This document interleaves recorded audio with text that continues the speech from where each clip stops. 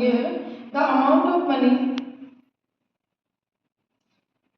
In the account every year when 10,000 is deposited at compound interest at 8% per annum. ठीक है, ये क्या बोल रहा है देखो, अपन ने 8th क्लास में प्रिंसिपल ये कंपाउंड इंटरेस्ट पढ़ा था, उसके अंदर लिखा हुआ था कि अगर उसका फॉर्मूला होता था। ये क्या बोल रहा है कि स्टार्टिंग में वो 10,000 रुपीज़ जमा करवाता है और हर ईयर, तो यहाँ पर जो टी आएगा वो क्या जाएगा 1 ईयर और आर इसकी जो है वो रेट है। तो देखो फर्स्ट ईयर में ये क्या कराएगा, जो फर्स्ट ईयर होगा उसमें उसके पास में 10,000 रुपीज़ है। नेक्स्ट ईयर क्या होगा, सेकेंड ईयर में इसका कंपाउंड इंटरेस्ट निकालना पड़ेगा। तो कंपाउंड इंटरेस्ट का फॉर्मूला क्या होता है, P multiply 1 plus r upon 100 की पावर P। यहाँ पे P कितना हो गया 10,000, यहाँ पर ये 8% बढ़ रहा है तो इसको डायरेक्ट अपन लिख देते हैं मल्टीप्लाई 108 अपॉन 100, क्योंकि T की पावर जो है वो 1 है, तो यहाँ से 20 से 20 कैंसिल और ये आ गया 10,800। यानी सेकेंड ईयर में इसका जो कंपाउंड जो अमाउंट होगा वो 10,800 होगा। उसके बाद नेक्स्ट ईयर में क्या होगा, थर्ड ईयर में, तो जो तीसरा साल होगा उसके अंदर कंपाउंड इंटरेस्ट निकालते हैं। तो अब तीसरे साल के लिए जो P होगा वो होगा 10,800 इंटू 108 अपॉन 100, यहाँ से 20 कैंसिल और 108 को 108 से मल्टीप्लाई करेंगे तो ये आ जाएगा 10,000 प्लस 8 2 16, 1600 प्लस 64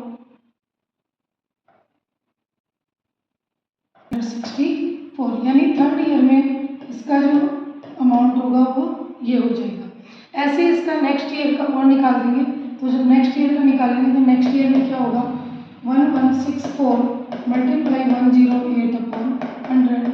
इसको पहले इससे मल्टीप्लाई करेंगे, तो एक मिनट, इसको इससे मल्टीप्लाई करेंगे तो आंसर आएगा 1259712 और इसको जब 100 से डिवाइड करेंगे तो इसका जो फोर्थ ईयर होगा उसके अंदर जो अमाउंट होगा वो आएगा 12,597 रुपीज़ 12 पैसे।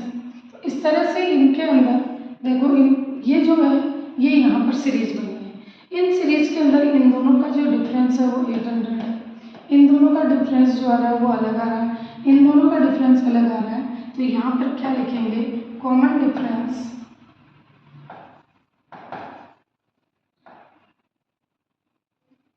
is not equal,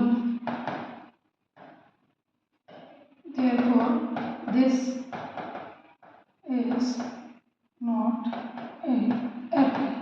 यानी कि इसका कॉमन डिफरेंस जो है वो इक्वल नहीं है, इसलिए ये AP नहीं होगी। उसके बाद सेकंड क्वेश्चन क्या कहता है, सेकंड क्वेश्चन कह रहा है right first 4 terms of AP, यानी कि इसकी फर्स्ट 4 टर्म लिखनी है।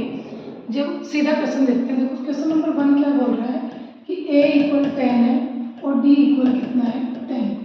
तो यहाँ पर ये A जो A होता है वो A1 होता है, तो सबसे पहले लिखते हैं A1 निकालते हैं, तो क्या हो जाएगा A में D ऐड करा तो क्या आ गया 10 प्लस 10 इक्वल कितना आ गया 20। उसके बाद A2 20 प्लस 10 इक्वल आ गया 30। फिर A3 कितना है 30 प्लस 10 इक्वल 40। इस तरह से ये चलती जाएगी। तो इस सीरीज को कैसे लिखेंगे 10, 20, 30, 40 और कहाँ तक निकालनी थी, सॉरी 4 टर्म्स तक निकालनी थी। तो इसकी 4 टर्म क्या हो जाएगी 40 प्लस 10 इक्वल 50। तो ये इसकी टर्म हो गई। देखो सबसे पहले A जो होता है वही A1 होता है, उसके बाद ये A2, A3, A4 ऐसे। तो इसकी जो टर्म्स निकलेगी वो क्या निकलेगी A1, A2, A3, उसके बाद 4 और 5। इस तरह से इसकी 4 टर्म अपने निकालेंगे तो ये 4 टर्म यहाँ तक आ जाएगी, यानी कि AP इसकी क्या बन जाएगी ये। उसके बाद सेकंड क्वेश्चन दे रखा है, सेकंड क्वेश्चन में A की वैल्यू क्या है, A की वैल्यू है -2 और D की वैल्यू क्या चार टर्म्स बनानी है तो -2, जीरो ऐड करेंगे तो अगेन -2, फिर जीरो ऐड करेंगे तो अगेन -2 और फिर जीरो ऐड करेंगे तो अगेन -2। उसके बाद थर्ड क्वेश्चन है, थर्ड में क्या कर रहे हैं, सेकेंड थर्ड में बोल रहा है कि ए की वैल्यू जो है वो 4 है और डी की वैल्यू -3 है। तो सबसे पहले निकालेंगे 4, फर्स्ट टर्म तो 4 होगी, उसके बाद सेकेंड टर्म क्या होगी 4 + -3, उसके बाद तो ये होगी 1, ठीक है। ये कितनी आ गई 1। इस 1 में फिर -3 को ऐड करेंगे तो माइनस का 2, फिर -2 में -3 को ऐड किया तो माइनस का 5। तो इसकी जो सीरीज बनेगी वो 4, 1, -2, -5, इस तरह से इसकी 4 टर्म बन जाएगी। लिखना पहले इसको वैसे ही रहेगा जो मैंने फर्स्ट वाले में बताया।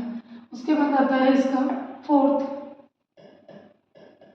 है, इसकी फर्स्ट टर्म क्या आ रही है -1 और डी जो है वो कितना है 1/2।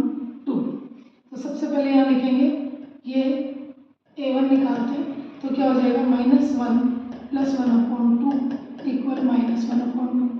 फिर a2 निकालेंगे तो -1/2 + 1/2 = 0। फिर a3 निकालेंगे तो ये कौन सी हो जाएगी, सॉरी ये तो a1 तो -1 है, ये a2, a3 और ये a4। इसके अंदर फिर अगेन 1 + 1/2 को करेंगे तो यह आ गया 1/2। तो इसकी जो AP बनेगी वो बनेगी -1, -1/2, 0, 1/2। इस तरह से जब एग्जाम में इस तरह के क्वेश्चन आए तो पूरे इस पैटर्न से करना है। उसके बाद इसका लास्ट क्वेश्चन है फिफ्थ, वो क्या है, ए की वैल्यू दे रखी है -1/25 और डी की वैल्यू दे रखी है -0.25। तो यहाँ से a1 की वैल्यू तो निकाल रखी है, a2 की वैल्यू, a1 कितना है -1.25, a2 की वैल्यू जो निकलेगी -1.25 प्लस -0.25, ये दोनों माइनस ऐड होंगे तो यहाँ आ जाएगा -1.50। उसके बाद a3 निकालेंगे -1.5 प्लस 0.25, जब इसको ऐड करेंगे तो -1.75।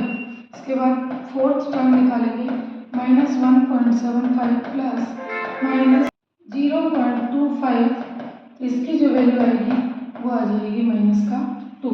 तो जब इसकी सीरीज लिखेंगे तो क्या लिखेंगे -0.25 -1.25 कोमा माइनस, अगली दूसरी जो टर्म्स आएगी इसकी वो आएगी -1.5 कोमा -1.75 कोमा -2। इस तरह से इसकी AP निकालते हैं। इसी का क्वेश्चन नंबर 3 देखेंगे। क्वेश्चन नंबर 3 में लिखा हुआ है for the following APs right the first term and the common difference, यानी कि इसकी फर्स्ट टर्म बतानी है कि फर्स्ट टर्म क्या है और इसका कॉमन डिफरेंस क्या है। तो इसकी फर्स्ट देखते हैं, क्या लिखा हुआ है 3, 1, -1, -3। तो इसका जो फर्स्ट टर्म होगी वो होगी 3 और जो कॉमन डिफरेंस होगा वो होगा a2 -a1।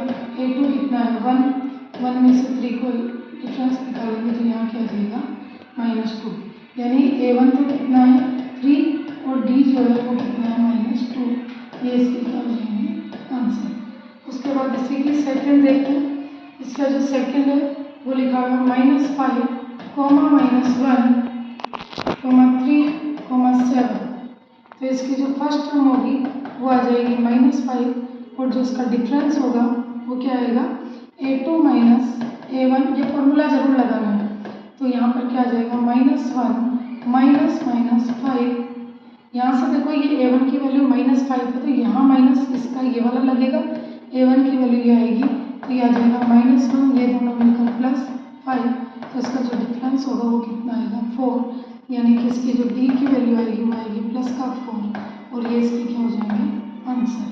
उसके बाद इसका जो थर्ड क्वेश्चन है वो लिखा हुआ है 1/3, 5/3 9/3, 13/3 और इस तरह से। तो इसकी जो फर्स्ट टर्म है वो तो आ जाएगी 1/3 और डी क्या आ जाएगा 5/3 माइनस 1/3। 3 इसका कॉमन आ जाएगा, वो एलसीएम आ गया तो 5 - 4 यानी कि इसका जो डी आएगा वो कितना आएगा 4/3 और ये इसकी क्या हो जाएगी आंसर। उसके बाद इसका जो फोर्थ क्वेश्चन है वो लिखा हुआ है 0.6, 1.7, 2.8, 3.9 इस तरह से। तो फर्स्ट टर्म जो होगी वो 0.6 होगी और डी क्या होगा A2 माइनस A1। तो जब इसको माइनस करेंगे तो ये क्या जाएगा 1.1, तो ये इसका डी हो गया 1.1। इस तरह से इस क्वेश्चन को कंप्लीट करते हैं। इसके बाद क्वेश्चन